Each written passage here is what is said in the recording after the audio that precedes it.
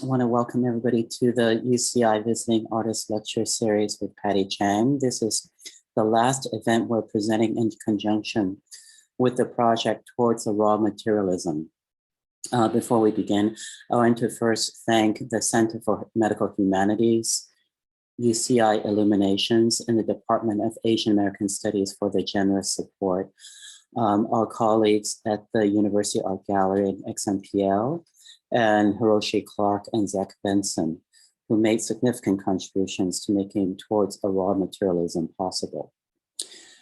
This project is available for viewing through the UC Irvine University Art Gallery website. My name is Simon Leung. I teach here in the art department at UC Irvine, and I'm the organizer of this project. We meet virtually across lands and ethers conducted through matter and electricity, cells and screens and synapses. UC Irvine, our host for Towards a Raw Materialism, is located on the shared territory of the Ahashiman and Tongva indigenous peoples. We acknowledge our debt to them, our need to continually learn this history, recognize their loss as well as their survival, and work towards the intersectional struggles for rights, dignity, and justice for the dispossessed. Indigenous lives, Black lives, queer and trans lives, immigrant lives, undocumented lives. And I want to say that when I conceived the project, Patty Chang's work quickly came to the fore as exquisite moments in which nature is deconstructed and reframed through the body.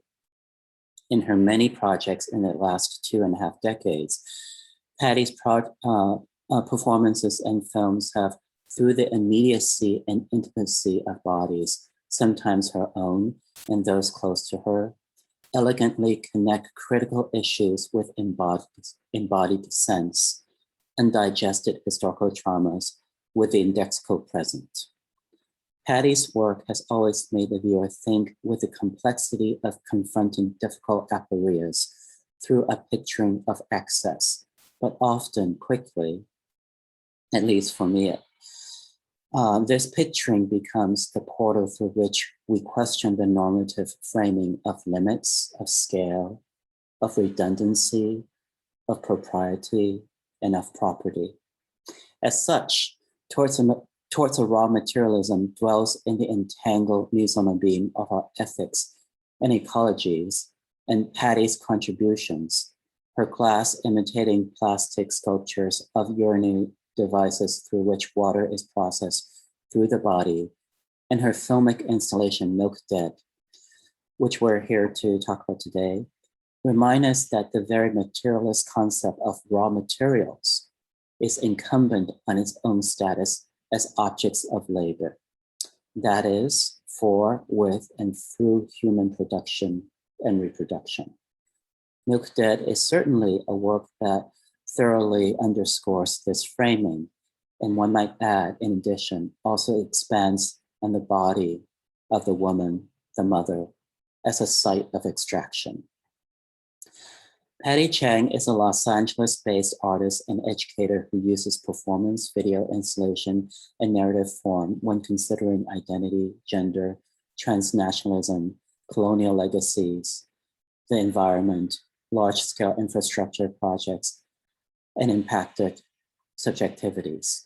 Her work has been exhibited nationally and internationally at institutions such as the Museum of Modern Art, the Guggenheim, the New Museum, M+ Museum in Hong Kong, the Hammer Museum, Chinese Art Center in Manchester, MoCA in Chicago, San Francisco Museum of Modern Art, Times Museum in Guangzhou, Moderna Museum in Stockholm.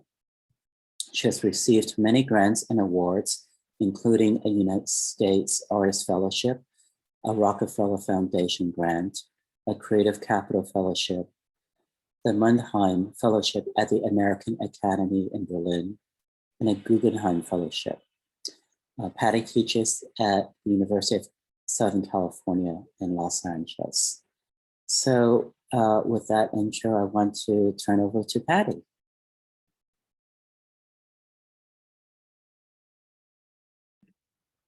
Thank you, Simon, for that introduction. It was so lovely and smart. And I was like, wow, that sounds like great work. Hi, everyone. I'm Patty. I'm calling in from Altadena, which is Tongva land, and so in the northern part of the city. I'm really delighted to be part of this show, which I thought was really beautiful. In the pictures, I didn't see it, but I thought the images were so lovely. And so I'm talking today. Simon wanted me to talk a little bit about milk debt, which we showed last week or this week. And so I put together a little talk, and I was trying to put together, like, I have a little bit of a talk on milk debt, and then I was like, oh, what else can I say about it? And my friend was like, just talk about any other project where you where you breast pump for art. So that's what I'm gonna do. Okay, so I'm gonna start my presentation, and then I'm gonna share here. It's this one. Okay. All right. Let's see. I'm going to advance it.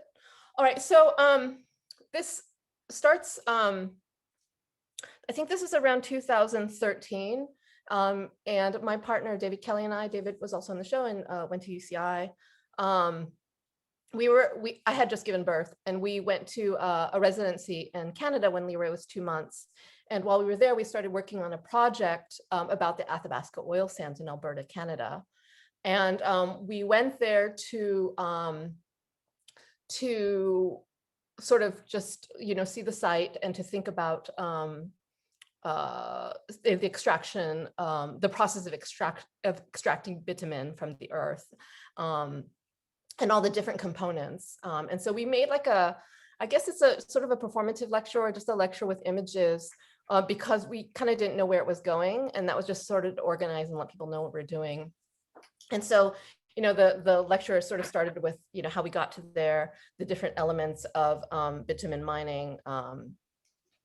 And so one of the parts that I talked about was the tailing ponds. And tailing ponds is where they collect all the wastewater they use when they extract the bitumen from the earth. And so they just sit there, basically, it's just like cesspools of toxic water until they evaporate. And so I'm going to just read and show the images from this little portion, that I talked about, that I guess performed. 2 days after we arrive in Fort McMurray, we drive to the mines to see the tailing ponds along Highway 63. Tailing ponds are where the companies keep the wastewater produced during the upgrading process because it is too toxic to release into the river. They are vast, flat seas surrounded by sand dunes like at the beach. The refinery is silently smoking in the distance. Various scarecrows are floating on the ponds, visible from the side of the highway. Some have effigies of hawks on top, and others are stick figure men wearing orange jumpsuits. Outside, the random concussion of simulated gunshot sounds around the pond, set there by the Suncor company to scare off the birds that may land on the ponds. While recording the gun sounds is not possible to avoid recording the regular hum and thump of the steady stream of empty double trailer hopper trucks driving to the mine to collect coke, sulfur, and other waste products of the upgrading. On top of the cameras, tripod, and scanner, I bring my Medela Lactina Select breast pump with me when we work. It is blue with a creamy yellow piston. With it, I bring 2 tubes which connect the pump to the breast shields and the milk receptacles.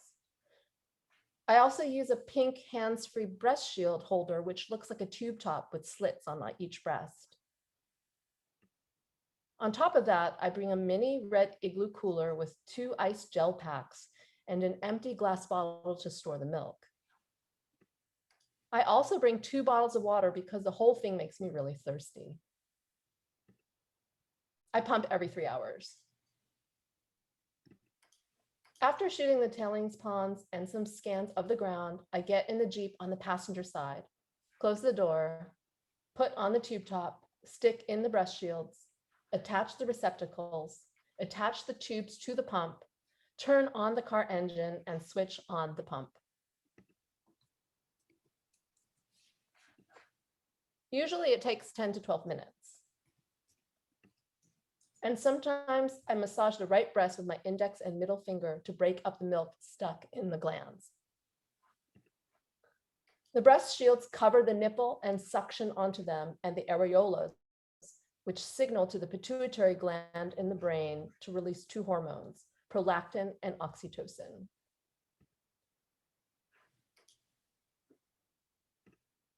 Prolactin causes the breast glands to take protein and sugar from the bloodstream to make breast milk. Oxytocin causes contractions of the glands, which release the breast milk into the milk ducts.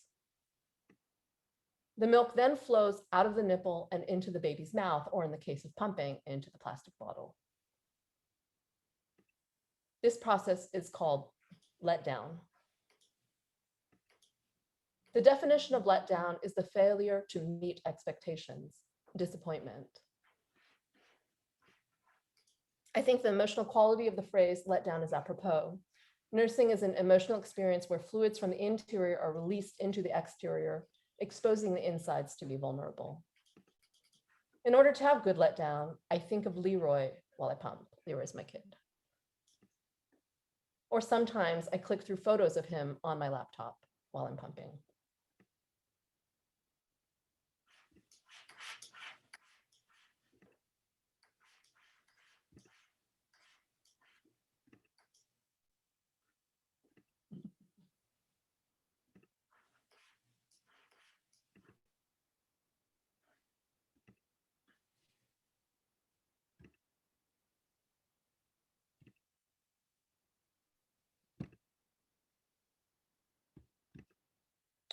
So the next piece, this is like the following year. And I was invited by the Museum of Fine Art in Boston to make a performance that sort of responded to an object in their collection. This is when we still lived in Boston. And I went to visit with the curator, and I was immediately struck by this bowl, which is in their Chinese collection. I just read that like a quarter of their collection is Chinese, of their like hundreds of thousands of objects, like 450,000 objects, like a quarter of it is Chinese. But this bowl was on display when I was there. And I was really struck by the bowl, but also by the didactic. And I'm just gonna read what the didactic said. Tea bowl with impression of a leaf, Southern Song Dynasty, 12th to 13th centuries. Jizoware, stoneware. From early times, Chinese potters understood that the ashes of plant materials could melt directly into glazes. Nevertheless, it was an unexpected flight of imagination to embed a leaf under the dark glaze of this bowl, which was fired to a glassy pool of rich colors that retained the shadow of the leaf. So I thought this was really a beautiful, but also quite violent imaging, and it made me think of being like a proto photograph, having some kind of like dark mimetic magic, in this time, like in the 12th century. And so it's also suspending the leaf in the midst of falling. Like there's something really magical about it. And so I made this performance that was about the leaf, but it was also about a type of mourning, or and so I talk about different things. Like I talk about flash burn during her, the piece is called Flash Burn in Uzbekistan, I think. And I talk about all these different things kind of together. One of them was the flash burns after the dropping of the bomb in Hiroshima, as well as my father, who had actually died a year almost to the day of this performance. So it was also kind of a eulogy, or remembrance of him, like a public one. And so this performance took place in this like fake scholars sort of courtyard and study that they had reconstructed, and displayed these, antiquities at the Museum of Fine Art. And so it took place here, and I had a desk, and I, gave this kind of like, image-based performative lecture. And during it, I pumped my breast milk. It was just about when I was stopping. And there you can see there's my, pump with the creamy yellow piston. And so I set this up and I pumped while I gave this lecture. And the funny thing also was, just an aside, was that I had the Chinese curator who's really well known. I think her name is Nancy Berlin. She was in Beijing and she went to the like the swap meet or the antiques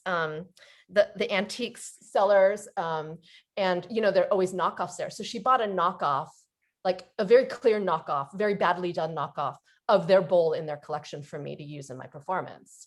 And so I had it on the table, and then I pour all my breast milk into it at the very end.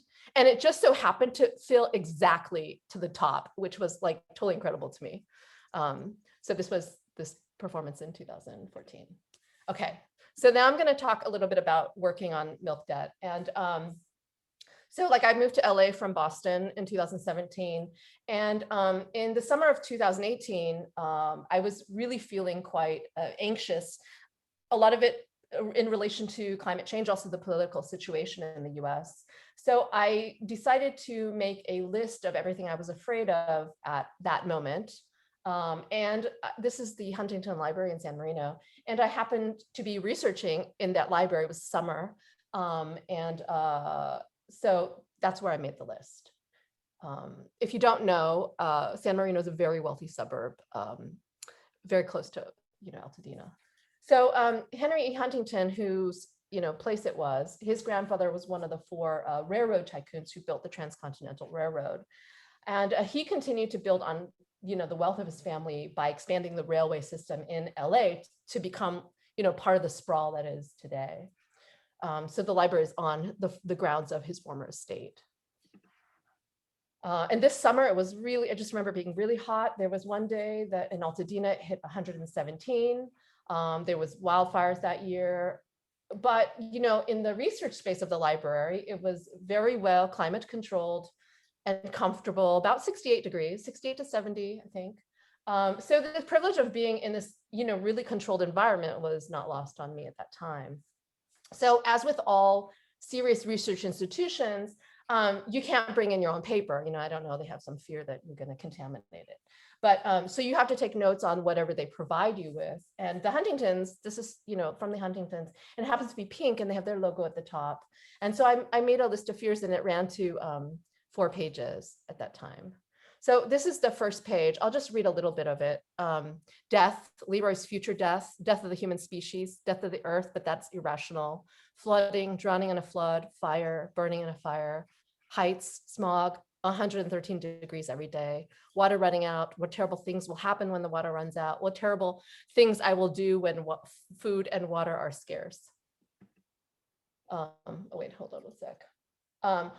So what I wanted to say about this list before I move on is that, after making it, it was kind of a relief, to have done it, but also to sort of separate, knowing that some of them were totally irrational, but then also it was sort of scary that some of them, were consequential, but, completely out of my control or one's control. So when I printed the list, I made it as a zine with Wendy's Subway. And the response I got was that it was, equally comforting as well as frightening to others. People were comforted by the fact that that someone else felt the same way as they did, possibly maybe they related to it. But that there is so many things in the world that we can't control. So since February 2019, I've been working on this project, Milk Debt, and it's a multi-channel video project of women pumping their breast milk while they recite lists of fears. It's a project where I explore environmental and affective concerns. This project creates a snapshot of the current environmental, political, and affective moment. Sites of conflict over democracy, nationalism, citizenry, human rights, borders, climate change, migration, as well as the women's body is the context which it unfolds. So the aim is also to take a temperature at this moment in history with all of these concerns, and how do we acknowledge the uncertainty in daily life? The title Milk Debt refers to the idea in Chinese Buddhism that is a child is forever indebted to the mother for the breast milk that she gives. Like I said before, the other performance text, the breast milk is created from blood when the body starts to produce the hormones prolactin and oxytocin. And oxytocin is also produced when one falls in love. So in this state of love and survival, milk debt is this arrangement that binds us to our history and the earth, and it becomes an unpayable debt.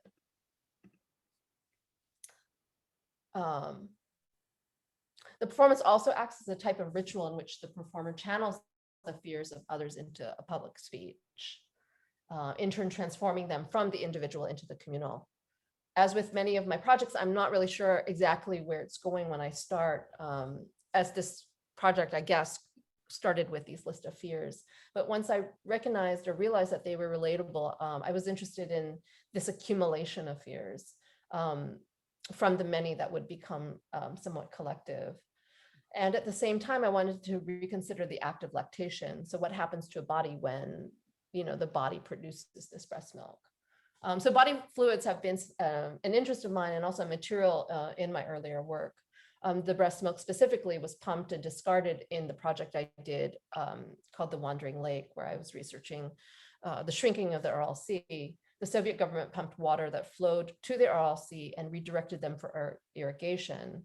And at the time that I was traveling and doing this project, I was also weaning my child as I was moving toward, the sort of shrunken shoreline. And by continuing to pump and dump the fluids, and documenting them, I could sort of create a picture of that, I guess, in some ways.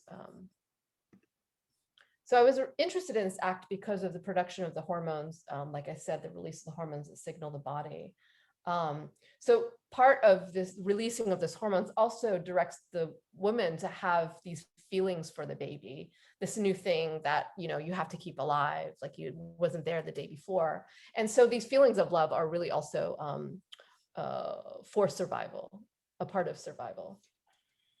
So in the beginning of 2019, after, I was thinking about this, I found this actress and theater director. Her name is Kestrel Lee.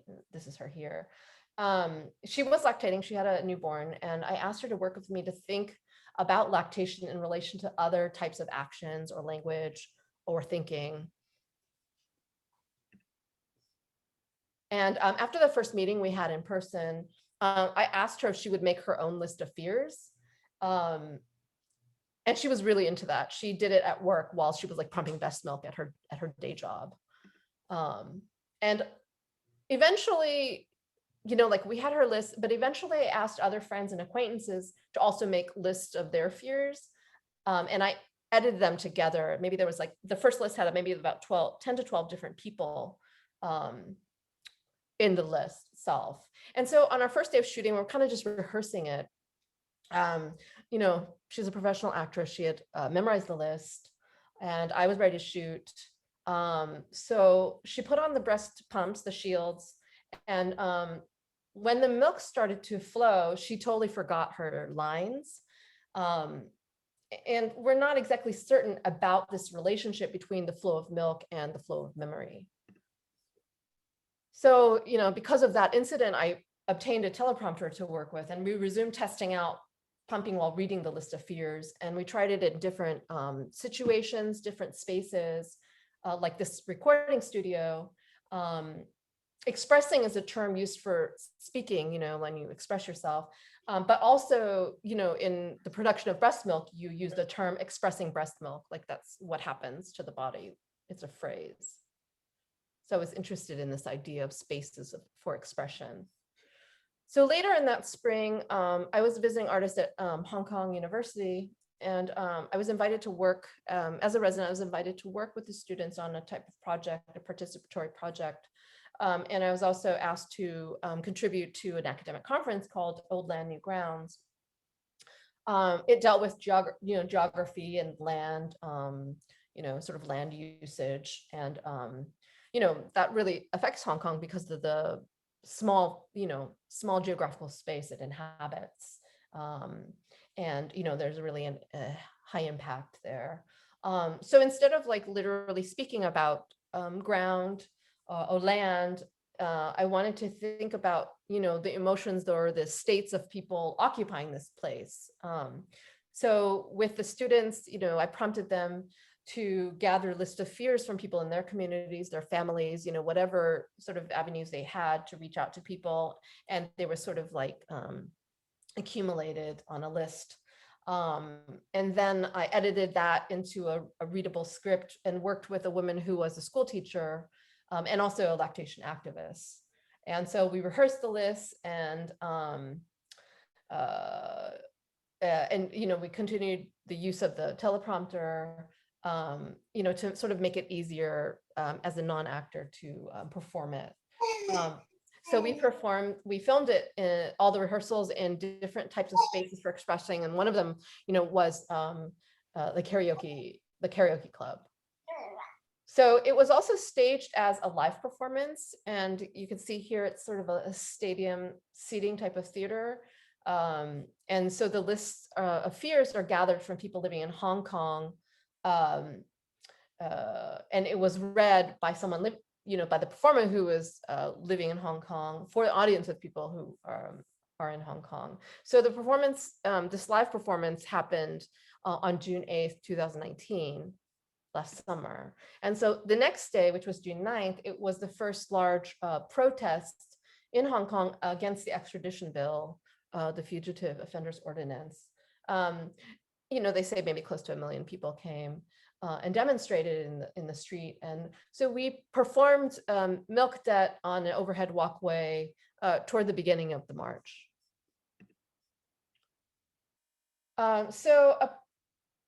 Once I returned to LA, I started working on gathering list of fears from people mostly in Los Angeles and Santa Monica for an exhibition at the 18th Street Art Center in Santa Monica.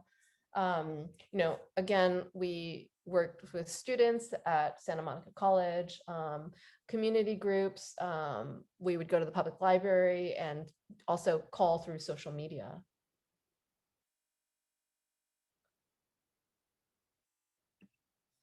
And they were edited into scripts that were then read by performers in different locations. This is the aqueduct of the Cascades, where the water comes into the LA basin, as well as places like this is at the LA River. And, because LA moves between extreme weather patterns and is really dependent on the changing climate, that's one of the reasons why I wanted to choose these locations. Others included thinking about flow, such as on the metro. This is the Gold Line.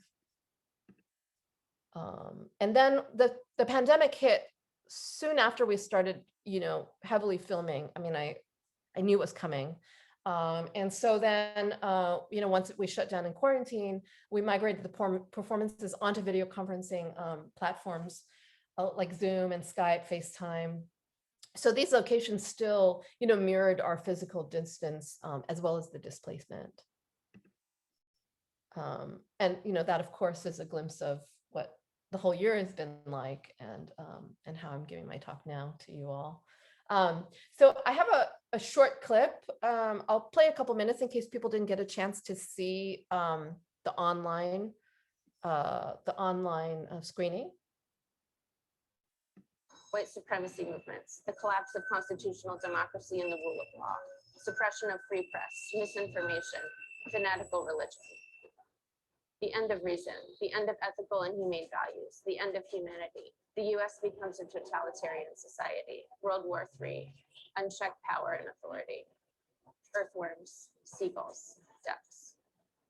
Species extinction, rising temperatures, earthquakes, mass migration and pandemics, toxic water and air, the continuing destruction of the planet. A great all-consuming fire, severe drought, water wars, mass extinction and the collapse of the food chain. Mutilation, amputation, flesh-eating viruses, poisoned water and air. Incarceration, torture, eviction. Serious illness, loss of physical mobility and independence, dementia, dismemberment, an extended death dance, the inability to walk, the inability to function independently, loss of health care. being somewhere where there's a mass shooting happening at the library where I work, being trapped in an elevator, being trapped in a parking garage, being attacked by a man, being so paralyzed I can't use my pepper spray or fight back or even scream. My car being totaled, dying in a car crash, becoming paralyzed, the death of my partner, the death of my parents, my cat dying a slow and awful death, anyone I care about dying a slow and awful death, ingrown facial hairs, labels on fruit, price stickers on untreated wood, bee colony collapse, the unexpected that changes everything. In the lane of the freeway and bumper to bumper traffic with no way to escape. My children will grow up in a post-apocalyptic world without enough food, water, or medicine, losing my loved ones, seeing my loved ones in pain, chocolate becoming too expensive to buy. I fear the inspiration that nourished creative visionaries is being eclipsed by the marketability of group participation, that vision quests are being reduced to acts of enrollment, academic, medical, legal, and corporate rhetoric. Those that rewrite history appeal to their own narratives and agendas. The rise of hatred, racial violence, misogyny, the high cost of housing and being forced to move, crowds, falling, pit bulls, failure, being mentally challenged, being assaulted, not being heard or understood, not being invited, not having a meaningful life anymore, not being able to keep up with technology, being forgotten while still alive, being broke with nowhere to eat or live, having the energy, nowhere to share my knowledge or skills, not being enough, not being useful, not having family or a support circle, having no one to play with or travel with, having no one to talk to or share moments with, being the last person alive, not being of value.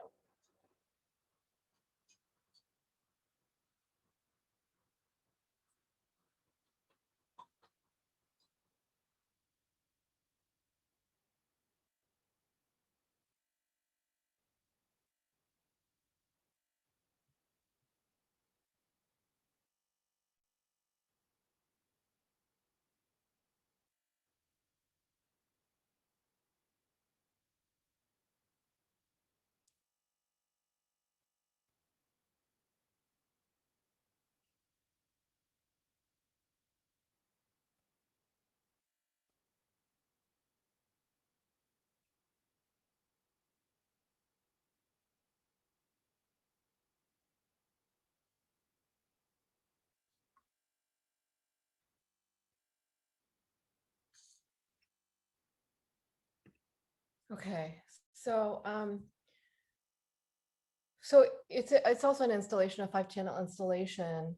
And as an installation, there's 3 projections and 2 monitors that are around one room. One of the monitors is placed on the floor and one is on the wall. And the videos move from one wall to another. Sometimes they, play simultaneously, like you saw in the 5-channel single screen. And sometimes the text and multiple channels surround the viewer. Other times it's just the text alone, so you just read. And so the text and performances, I think, that operate in different ways in the piece. With the performances, one becomes a type of observer or witness to the spoken litany of fears. And when it's the text alone, the fears are read by the viewer and can somehow be internalized because it's a type of reading in first person. So it's sort of acting differently. So between them, they can alternate back and forth between these subject positions, between these voices, sort of pulling you in and out of the piece in different ways, moving between subjectivities and also the bodies. This is the video that the piece ends in. So that's the end of my presentation. I will just stop it there.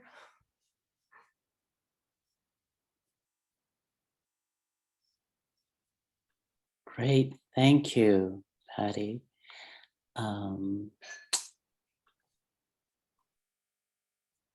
It's wonderful. So I actually took down some notes, and I wanted to just maybe, well, I don't know. I guess we can just go through some of these notes, or we can just open up to questions. What do you feel like? Either way, if you have something you want to say, we can start there. And then All right, if just anyone else has because something. you know, just to start us off, okay. So, when I watched Milk Debt, I was really struck by a few a few levels at which it worked. The first is that it's very much because of the simultaneity of the text and occasionally more than one video image, and also because they sometimes repeat, but not until the end you realize, oh, I've heard that fear before, right? It makes me think about how, fear as a sort of atmosphere, as a type of space, is not only individuated, but it's infectious. That fear is almost a type of symptomatic space in which we dwell in. And in the section that you just showed us, one thing that I was very, very interested in was how at the beginning the woman who's reciting, she had more of her breast exposed, but as other people were getting onto the train, and especially when there was a person in a wheelchair who was seated, just basically across from her, she covered her breast more and more. So, you really get a sort of indexical image of her feeling of vulnerability. But at the same time, I felt that she was reciting with more and more conviction, and I think that's a very interesting dynamic, in relationship to the body, of how one part of your body is being more and more protected, but then another part of your body is, in a sense, being more defiant. So those are two parts of the body registering a sort of differential on the level of the social. I was very struck by the section in Hong Kong because, in a way, the people who have gathered are expressing their own fears, right? So as the performer who's speaking, I think in one of those those passageways, and there's a man standing next to her the entire time, right? And the fears are, very much about fears of people within Hong Kong, in terms of, what if my child ends up being a domestic worker the way I am in Hong Kong, or fear of being discriminated against because of the skin color, fear of the loss of life, fear of real estate and not being able to afford. I noticed also that this is not something that she said, but it's in Chinese, the script that was scrolling up. 我害怕不能再見我不能見到媽媽. I fear that I wouldn't be able to see my mother again. Which is exactly the fear of those dissidents right now who have left Hong Kong because of national security. So in a sense, I feel that, in a way, the fears are not only infectious, not only social, not only contextual, not only site-specific, but in a sense, it's a type of anticipation. So that I thought was very interesting. And lastly, I think there's a dimension of which the nipple or the nipples get queered, within breast pumping.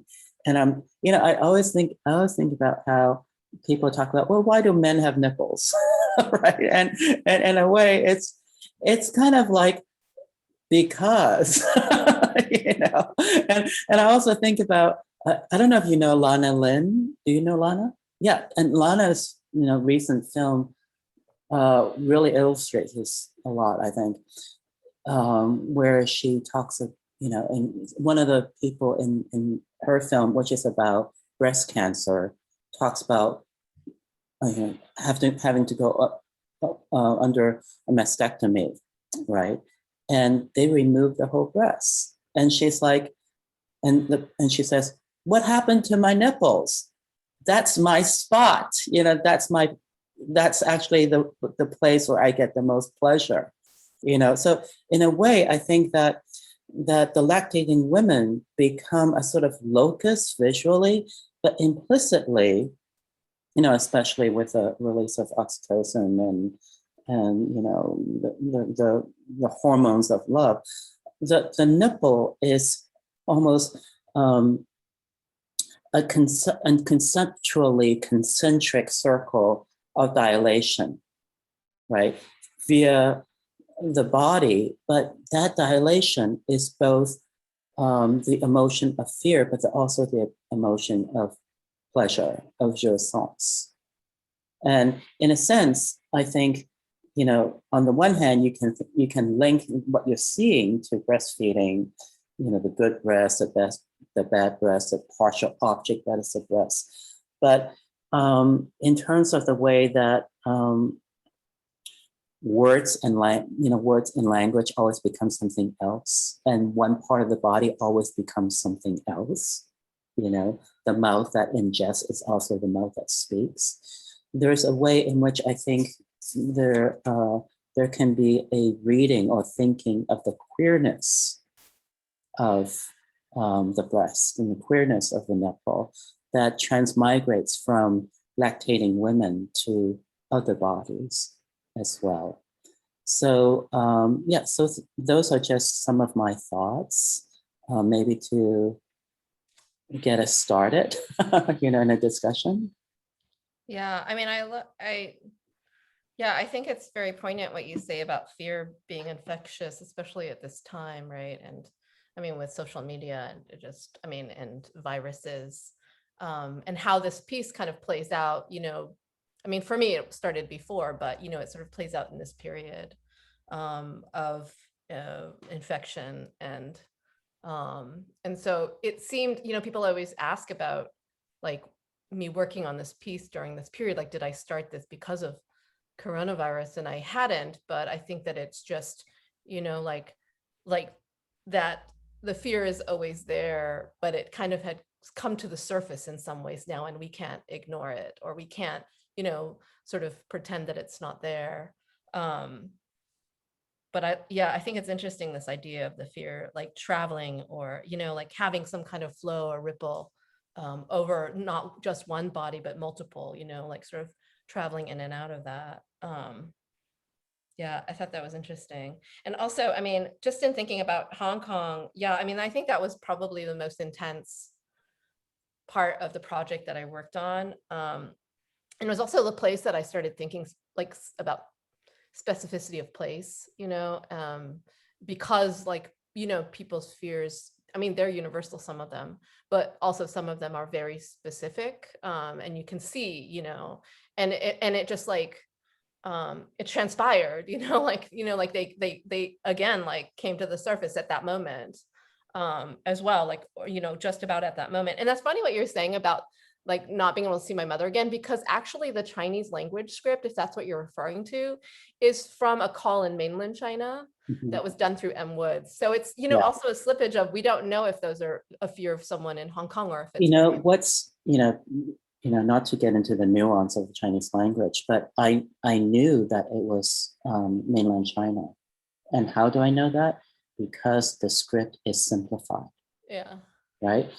So for those who don't read Chinese, there's a great deal of difference between how writing, it's all Chinese, except the simplified script is different from the traditional script. And part of the point of contention between people in Hong Kong and China is that people in Hong Kong and in Taiwan use the traditional script, and the people in mainland China use simplified script. So in a way, I think what that articulates is a type of solidarity, in fear, which despite whatever differences, despite whatever boundary there is, it's a sort of noting of difference, but it's a type of difference that works in concert as a type of collectivity.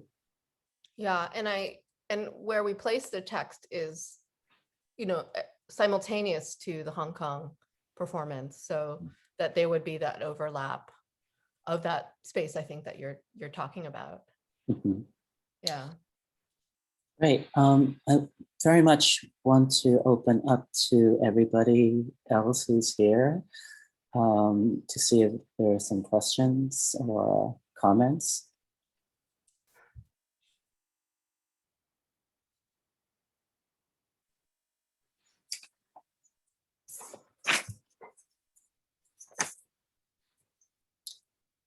If not, I have further notes. I had a question.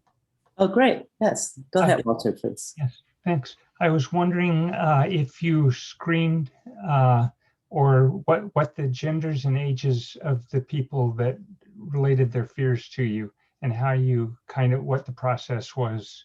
You may have mentioned some of this, but I wondered if you could talk a bit about that. Yeah, sure.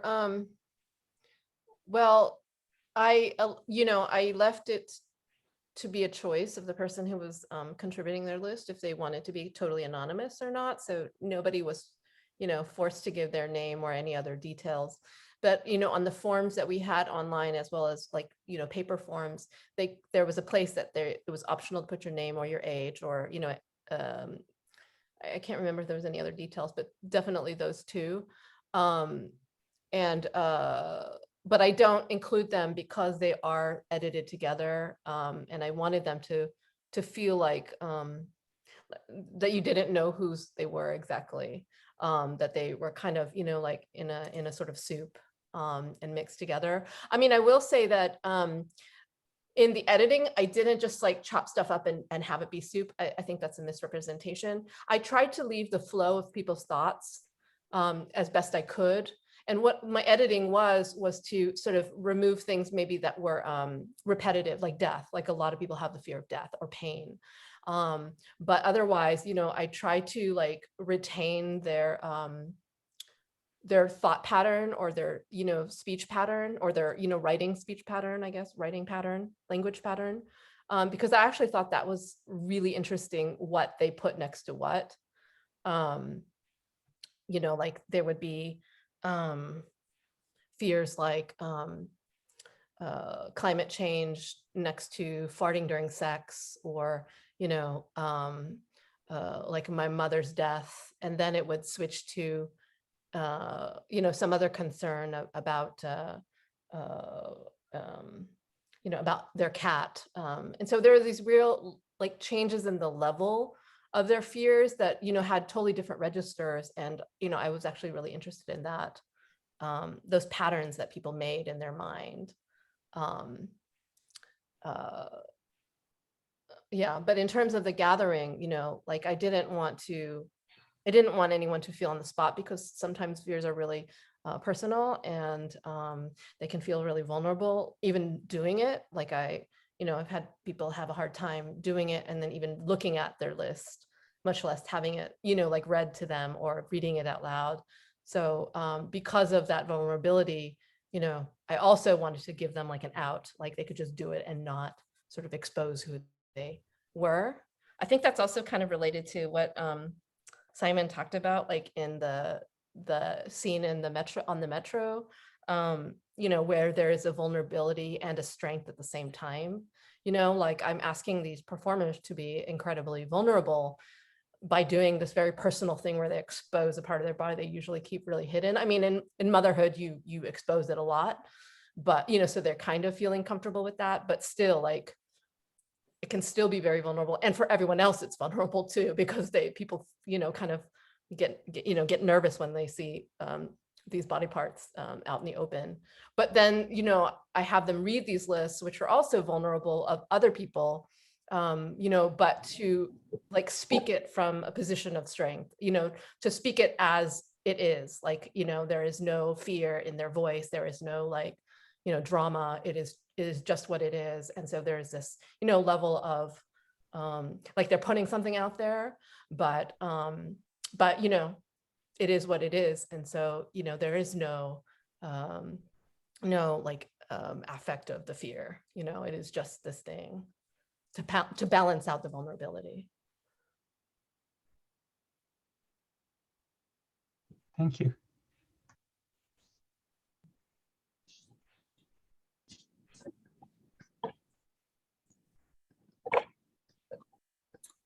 Yeah, we're in a relatively small group, so I think I guess I am the moderator, but please just jump in, if you want to partake in the conversation.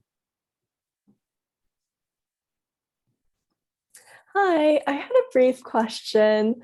I work on environmental art and Asian American cultural production, and I was really drawn to where you described the scene where actress was playing, but she had forgotten her lines, and this connection between the body and breast milk pumping and memory that you were trying to explore. And I'm also really intrigued by how the body can be a vessel for climate anxieties and a connection to the land. So I was wondering if you could unpack a bit how pumping is also an act of care and empathy between like the water in the body flowing and drying up and the land of perhaps drought and bodies of water that are being affected by climate change. Yeah, thanks, Heidi.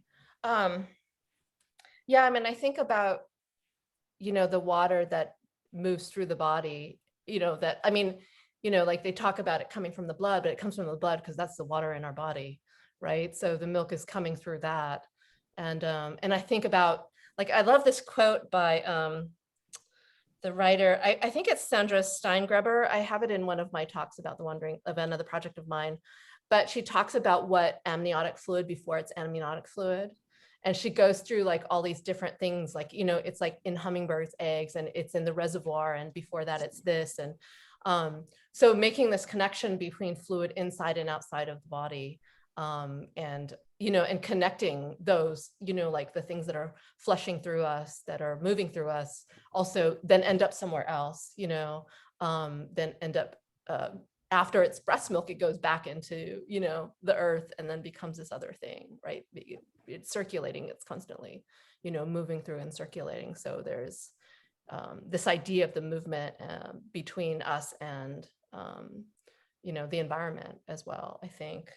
Yeah, this thing about the loss of memory, I mean, I wasn't like investigating it on purpose. It was just something that happened. And we didn't really kind of investigate that more beyond that, but it was just an observation about, I guess, what happened to her particular body and mind when this, when she was asked to do these two things at once. And it was resonant in like thinking about how things flow through your mind, and maybe even language too, like thinking about the languages that coming out of the women's mouths, as in relation to the flow of their breast milk.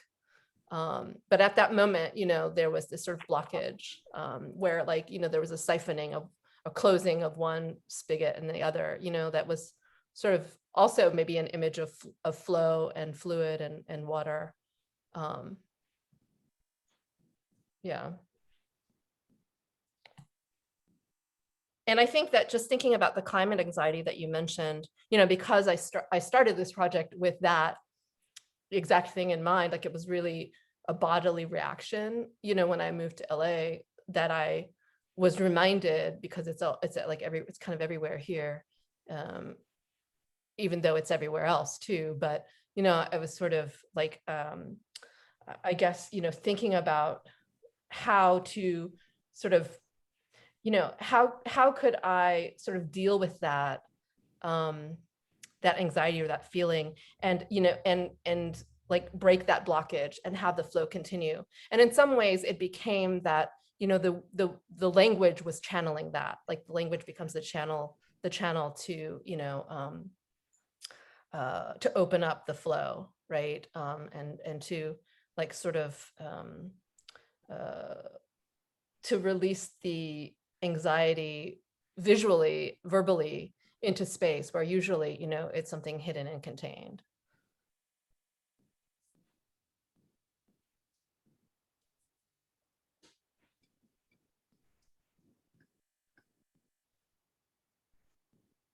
Hi, I just wanted to say thank you for your talk. It was like really rich. And I don't exactly know how to ask my question, but I'll try as best I can. But it's about a different type of flow, which is from research into performance. It seemed to me that all your pieces kind of started in this research place. And it's not always like obvious, like in a good way, the connection between the research that's being done and what gets produced. And I thought that in a similar way, even like the kind of performative lecture you gave us mirrors something that happens in Milk Debt, where there's a similar kind of, it's not a disconnection, but it's a movement between what we're seeing visually and then what we're kind of hearing or reading verbally. And I guess I was wondering if you could just talk about those movements. You mean a movement from research into like creating the performance?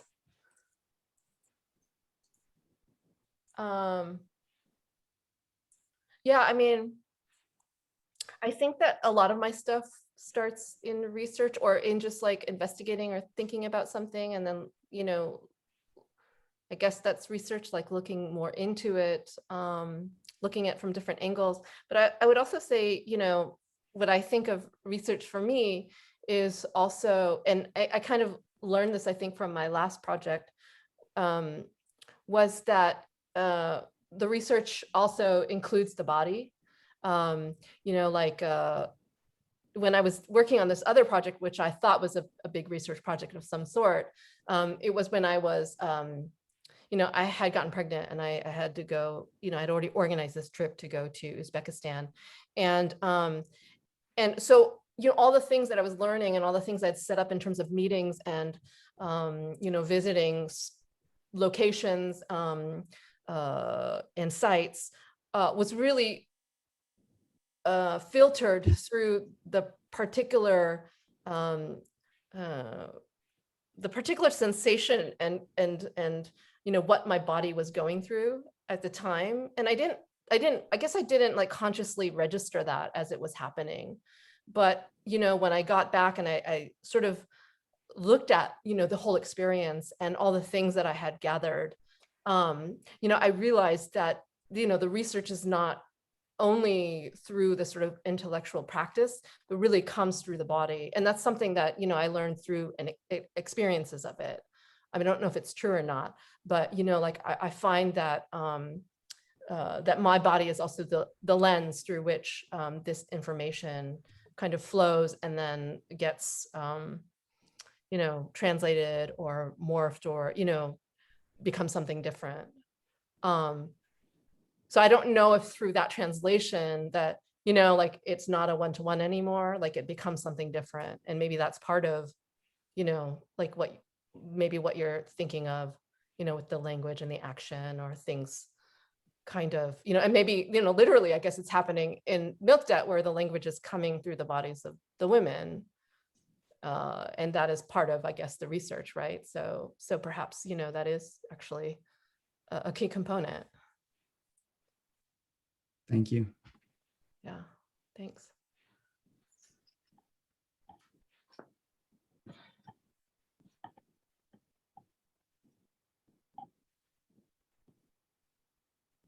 I see more people I know up here. Well, you know, maybe that's another way to think about why raw materialism includes you in it, right? Because in a sense that your thinking of the environment is directly linked to, on the bodily level, the child to come or the child who's, you know, who's being breastfed. And, you know, so in a sense, they're both meditations on futurity. You know, so I mean, a colleague of mine recently said to me, "Oh, I don't believe in the future," but I said to him, "But you have a kid." You know, so if you have a kid, you believe in the future, you know, like it or not. And so in a way, I think this, you know, I began with a very Marxist theorem. in thinking of raw materialism through objects of labor, by which I mean that a chunk of wood is a chunk of wood if it's raw material. If it's a raw material chunk of wood, it means what's the wood going to be used for? It's not just, a phenomenological thing, but rather something that is articulated in relationship to some sort of human activity, some sort of use, etc. And so another way perhaps one can think about this idea of translation through the body is, to think with one of the people that you actually made work about, Walter Benjamin, and that is that translation should also be transparent.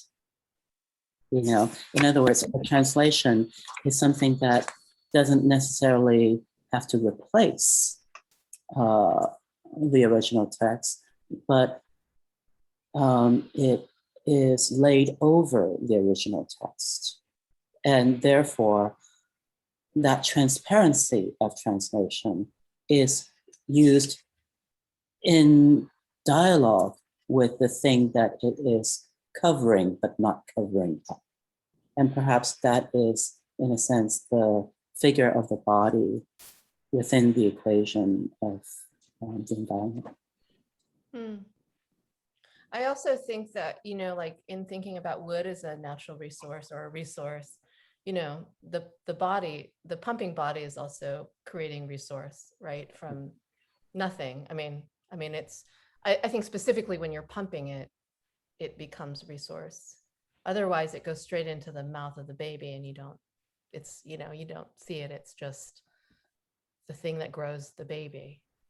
That's, it's connected. But when you pump it, it becomes extracted from the body and it's separated like in a plastic jar. Yeah. That then gets fed to the baby later, but as becomes separated for a moment before it goes back in. So then it very clearly is the extracted resource. Mm-hmm. And the body is what's, used to do that. Yeah. And in a way, both resource and research are critiques on the idea of the origin, of the original, of the irreducible. There is a re in both.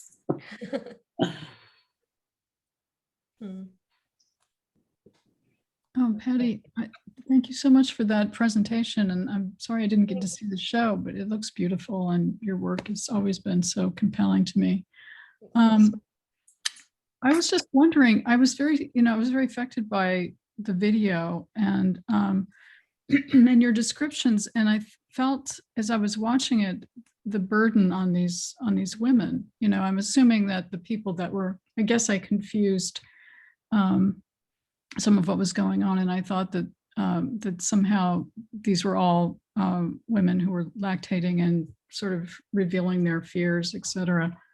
I think it's really interesting that you're sort of grafting and these statements onto actors who are, I assume, are lactating. They seem to be honestly lactating. They're all lactating, yeah. Okay. I guess one of the things that I was sort of struck by is the combination of the thoughts that were being stated and the act of sort of losing oneself. I guess when I think about motherhood, in a sense, there's this idea that somehow you lose your independence or you lose your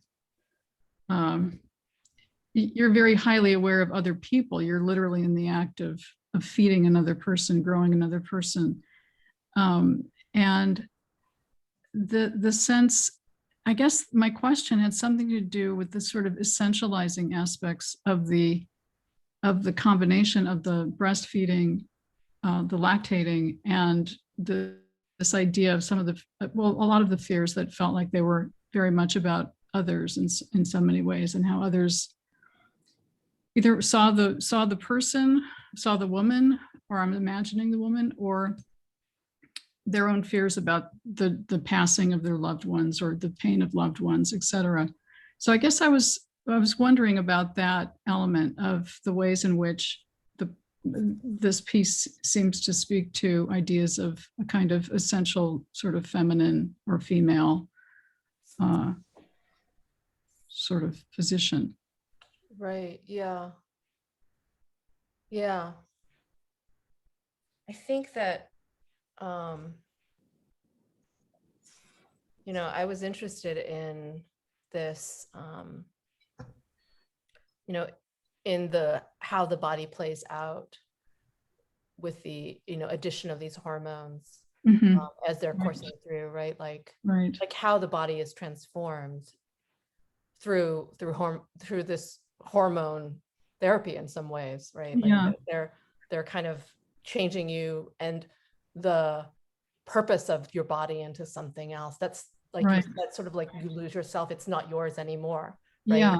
Right. And and you're in a way in service to this other thing. And I think that yes, that is in some ways part of motherhood or part of, you know, becoming a mother. Like there's a huge part where it's like you just kind of give up the body, and it's like it's to service everything else. It's to become you know, the food source, the comfort source, the protection, you know, all of the caregiving that is necessitated to grow another body.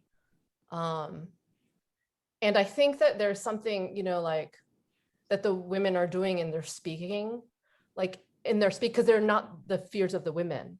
They're speaking other people's fears, almost completely. I think that one person spoke some of her fears, and that was, you know, in the beginning when I was starting it, but it's almost completely somebody else's language.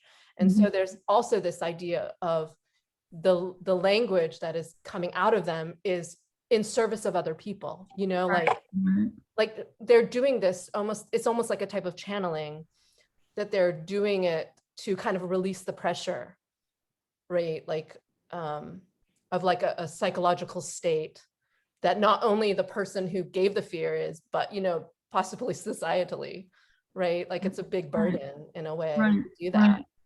And so I think there's definitely this connection between, you know, just like the giving, but I think, you know, I wanted to try to maybe through, you know, what Simon said about, you know, how they present, how they speak, to kind of retain an authority, you know, as they're servicing, as they're like giving, and, you know, so yeah, I think that there is, you know, it feels very heavy to me in that way too, because it's like this double, you know, this double loss, or this double like for and other, you know, whether it's a child or societal. Yeah, I'm curious about how the actors felt. Did you? I guess you spoke to the actors about how they felt in sort of speaking other people's fears while they were engaged in this act of breast pumping. Did you notice any similarities at all in the things that were said? I think more so what I noticed was that their motivation for participating was somewhat, you know, like I could see overlap in the people who responded to perform. And that was like, you know, like being in this space of having to do this and to lose yourself, you know, and really recognizing that in terms of like thinking about the fear. And so, you know, like the people that participated were really, really drawn to that because of their experience. I mean, I think afterwards, you know, people seem to have very different reactions to it. And I don't know, I mean, I'm not sure why that is, because, you know, like when you're breast pumping, you do it like all the time, you know, it's just like, it becomes like a behavior that you know, it's just a routine that you do. And so, you know, I mean, I don't know exactly for them, but my like memory of it is like a sort of dissociation of my body, you know, like it's doing its labor, it's producing its resource, but it was very like there was almost a need to like remove from that to a certain extent, because, you know, like thinking about the breasts and, you know, the relationship to reproduction, sexuality, like all of those things were, you know, so like they were so strong that it was like a level of needing to take a step back. So I think, you know, possibly for some performers, you know, I wonder about, you know, that level of also the performance and the language coming out as being part of that, you know, as well. I think this is so interesting in terms of the language around breastfeeding, because in part what I hear from what Monica's saying is the gap between the feminine maternal body and what is being said, right? So one may actually unpack this a little bit through the language around breastfeeding. If to express the breast milk, you know, this mode of expression, is in your own experience something that is almost just, you know, you almost dissociate, you know, it's almost like you just go through it. It nonetheless is a form of expression, right? So it makes me think a lot about how, you know, when I talk to students about expression, you know, and one of the things I tend to say is, I believe in people expressing themselves, but it doesn't have to be self-expression. You know, in other words, this model of interiority being externalized in the classical figuring of expressiveness, you know, is only really one model of expression. You know, quotation, as you're doing in Milk Dead, is also another form of expression. And in many ways, and I'm thinking about, you know, so many of us here in this room, Litz Barker, for example, you know, Monica made this amazing show of Litz's. It's all quotation, right? It's completely not self-expression, yet at the same time, because it is on the surface, because it can simultaneously be read in a superficial way and as a type of skin. I think that it's almost as if the, you know, the amniotic fluid, you know, is uncold. It's like seen through a type of perfection of a package, you know, that comes from elsewhere, but it is, you know, maybe deeper than depth.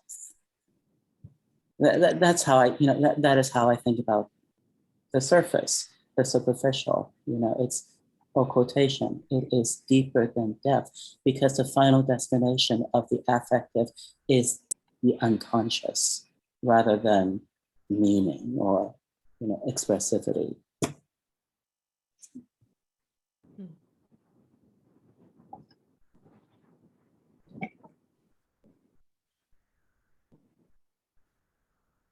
Patty, go ahead, Gosha, please. Okay, so I'm quite removed from breastfeeding because it's been 15 years, but I do remember that people get very uncomfortable when speaking to a person that is breastfeeding. There's something about this separation of your body from your body where they think as if they were talking to a person that's shitting or peeing, that it creates an anxiety in a person that's talking to you. So there is like this doubled level of anxiety where we're listening to somebody's fears and at the same time have an anxiety of having interaction with a person that is breastfeeding. I think only people that go through breastfeeding don't feel uncomfortable talking to another breastfeeding person.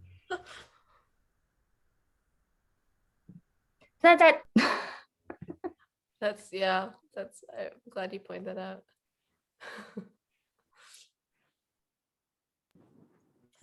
Gosha, your comment reminds me of the Buñuel film Phantom of Liberty. Do you know that film? No. It's hilarious because what Buñuel does is that he inverses eating and shitting. So that, you know, shitting is something you do in public, but eating is terribly obscene. But what's the name of that movie? Phantom of Liberty.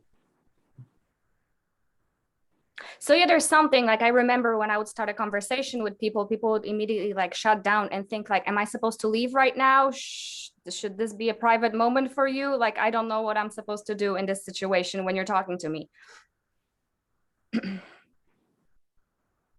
Yeah, I mean, that was very clear when we would film in certain places. I mean, like at the protest, and there was a man standing next to her on the walkway.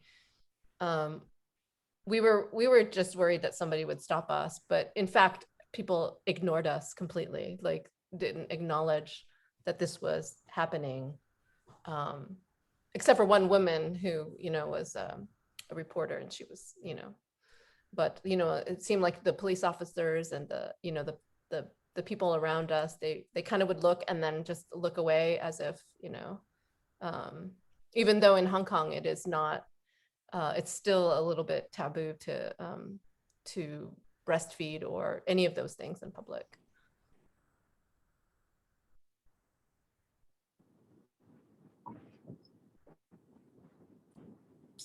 I want to mention that Patty's work is actually being viewed in New York right now at Pioneer Works. So if you're, how long is the show for, Patty? It opened in March, but it ends on the 23rd of May. So at the end of this month. Oh, okay, so it's well. Yeah, so not too much longer. A couple more weeks, 3 more weeks maybe, if anyone happens to be there.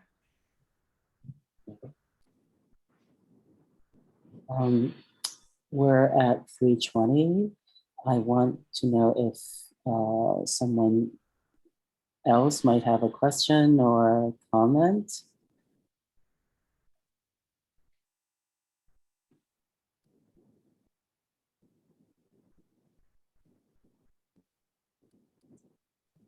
Well, I think we're a little zoomed out, but this has been such a pleasure, Patty. I'm so glad we did this and Thanks, Simon. recorded this. Thank you so much for the beautiful piece. And Having me.